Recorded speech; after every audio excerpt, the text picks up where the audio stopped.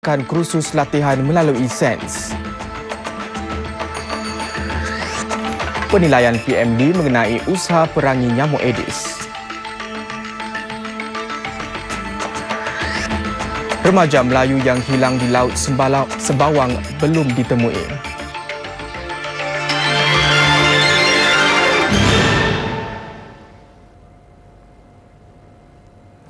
Salam sejahtera. Lebih banyak syarikat kini terlibat dalam rangkaian usahawan bersama mendaki atau SENS. Hampir 20 syarikat kini mengendalikan 90 kursus yang ditawarkan SENS berbanding 4 syarikat setahun yang lalu. Kursusnya juga lebih berbagai dan bertaraf profesional seperti dalam bidang penjagaan mata, perniagaan, dandanan rambut dan bioperubatan. Lebih 1,200 orang mendaftar untuk mengikuti kursus-kursus latihan yang ditawarkan semasa 2 pesta kemahiran anjuran SENS termasuk di Toa Payoh Central pagi tadi. Kami sengaja memilih kursus-kursus yang memang diperlukan dalam dunia pekerjaan seperti biomedical. Ini adalah kursus-kursus yang diperlukan oleh masyarakat kita supaya mereka dapat berkembang dan menjurus ke arena industri yang bukan konvensional. Kursus-kursus SENS bukan sahaja menarik mereka yang hilang pekerjaan, tetapi mereka yang mahu meningkatkan kemahiran. Kalau kita nak switch lines pun, at least we got some knowledge. It's a skill untuk diri kita. Jadi kalau kita tak ambil kesempatan ni kan rugi kan. Menarik sebab dia ada kursus ni macam quite tinggi level dia. Cukup gembira dengan pilihan di sini dan alhamdulillah mendaki telah macam apa-apa khusus ke macam hairstylist kan, diorang ada macam subsidize. Bagaimanapun buat masa ini, para pekerja sambilan atau mereka yang bekerja sendiri seperti guru tuition dan pemandu teksi tidak mendapat subsidi latihan WDA. Kalau kita lihat dari segi ekonomi kita, pekerja kontrak, pekerja yang bekerja sendiri, apa yang kita namakan self-employed akan bertambah. Saya akan akan mengajukan proposal ini kepada WDA dan saya akan mengajak mereka supaya menyemak semula polisi ini. Saya rasa ini adalah penting. Cik Halimah juga menggesa lebih ramai pekerja lelaki Melayu Islam agar meningkatkan kemahiran mereka. Keperluan pekerjaan akan berubah dengan pesat.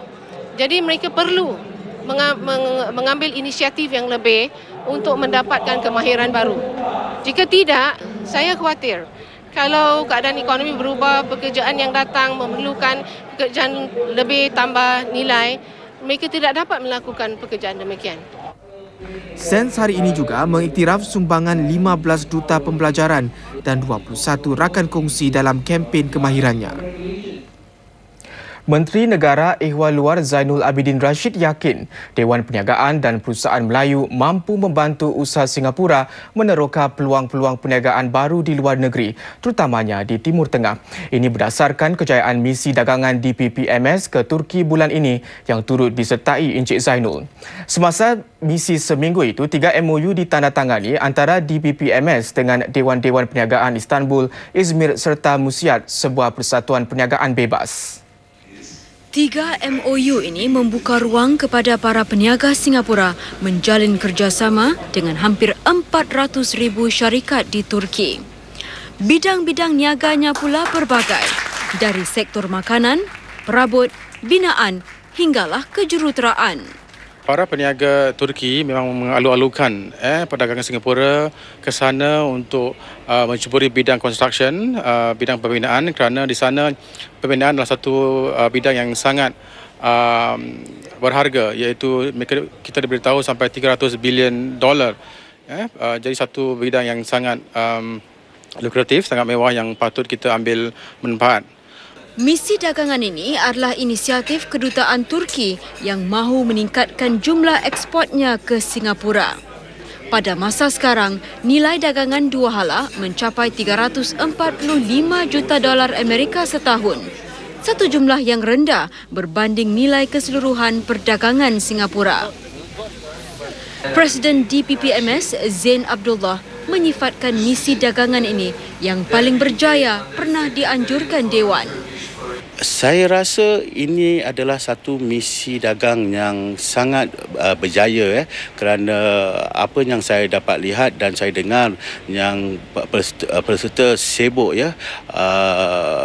sibuk dengan meetingnya, yang ada pun sudah ada beberapa kontrak yang sudah dimeterainya, dan ada juga yang bercadang untuk mencari rakan untuk membuka meniaga di sana.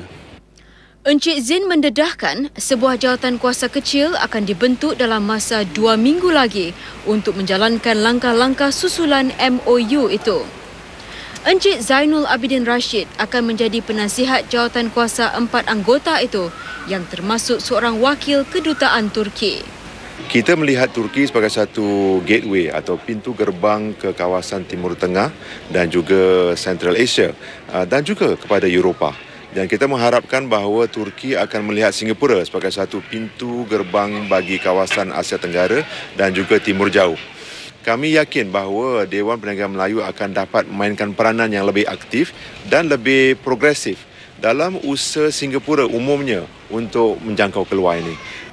Dengan tumpuan DPPMS kini di Timur Tengah, tahun depan ia akan menganjurkan lebih banyak misi dagangan ke Qatar, Abu Dhabi dan Dubai. Jumlah kes baru demam denggi berkurangan dengan banyak sejak semalam. Sepanjang 24 jam sehingga 3 petang tadi, 34 kes baru dicatatkan berbanding 144 kes 24 jam sebelumnya. Bagaimanapun, menurut Kementerian Kesihatan, bilangan lebih rendah itu mungkin kerana kebanyakan makmal ujian penyakit tersebut ditutup hari ini. Bilangan orang yang dimasukkan ke hospital semalam kerana disahkan ataupun disyaki menghidapi denggi juga turun sedikit kepada 81 orang. Dalam usaha memerangi denggi, kebanyakan penduduk tahu cara untuk mencegah pembiakan nyamuk Aedes. Bagaimanapun, perbuatan membuang sampah sembarangan masih menjadi keprihatinan. Perdana Menteri Lee Hsien Loong dan para menteri membuat penilaian itu semasa melawat Tampines dan Ang Mo Kio sempena gerakan memerangi denggi sepanjang hujung minggu ini. Bekas-bekas darah di atas cadar ini menjadi bukti 8 ekor nyamuk yang ditemui Cik Lee Siu King di flatnya di Ang Mo Kio Mei lalu. Masalah nyamuk menghantui keluarganya selama beberapa bulan sehinggalah pihak berkuasa melakukan operasi menyembur ubat nyamuk. Beliau bagaimanapun bimbang sampah sarap di kawasan bloknya mungkin jadi tempat pembiakan nyamuk. Kebimbangan itu diajukan kepada PM Lee yang melawat para penduduk dalam operasi hujung minggu untuk membasmi tempat-tempat pembiakan nyamuk. PM Lee berkata jumlah nyamuk mesti dikurangi jika kita hendak mengawal penularan demam denggi. Melancarkan kempen membenteras denggi, Menteri Sekitaran dan Sumber Air Dr. Yaakob Ibrahim berkata, para penduduk memberikan sokongan tetapi mereka perlu lebih bertanggungjawab ketika membuang sampah. Dr. Yaakob menambah di pihaknya, pemerintah akan meningkatkan operasi penyelenggaraan di tempat-tempat awam dan meninjau langkah jangka panjang bagi meniadakan struktur-struktur yang boleh menjadi sarang nyamuk. Dalam gerakan di Tampines, Menteri Pembangunan Negara Mambau Tan berkata, HDB akan meninjau reka bentuk bangunan, tempat pejalan kaki dan saluran air bagi memastikan semuanya itu tidak akan jadi tempat nyamuk membiak. Pelancaran program berhenti merokok menyusul selepas ini. Teruskan bersama berita bagi perinciannya.